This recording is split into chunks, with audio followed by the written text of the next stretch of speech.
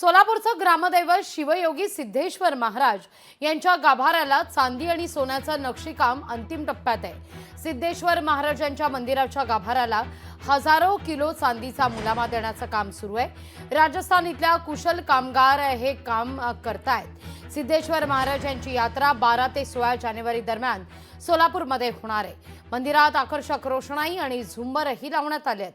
आढावा घेतला आपले प्रतिनिधी वसीम अत्तार यांनी।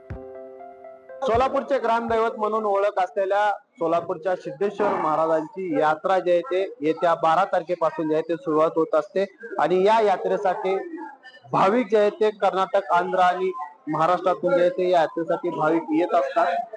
तत्पूर्वी जे आहे ते सोलापूरच्या सिद्धेश्वर महाराजांचा गाभारा जो आहे तो गाभाऱ्याचं नक्षी काम जे आहे ते या ठिकाणी होताना आपल्याला दिसत आहे।